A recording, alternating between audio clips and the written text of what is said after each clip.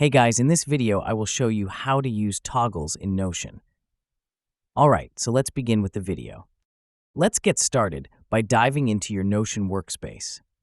Look towards the left-hand side of your screen and you'll notice a plus sign. This is your gateway to adding new elements to your page.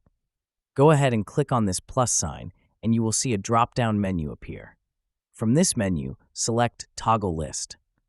This option is what will enable you to create collapsible sections on your page. Adding a toggle list is simple. It works like a header that can be clicked to reveal or hide content underneath. Now that we have our toggle list, let's use a basic example to demonstrate its functionality. In the toggle list, you can type anything you like, but for this demonstration, let's keep it simple by typing 2 plus 2. This entry serves as our question or prompt, and we'll be revealing its answer in just a moment. Next, you'll want to input the answer or the detailed information that you wish to hide under the toggle. To do this, click on the small arrow next to your prompt. This arrow functions as a visual indicator, showing you whether the toggle is opened or closed. Clicking it will expand the toggle, allowing you to type underneath your question.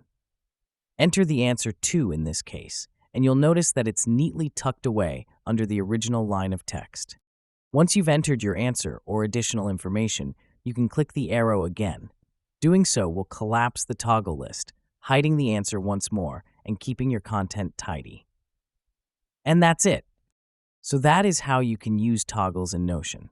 So that's all for this video. Thanks.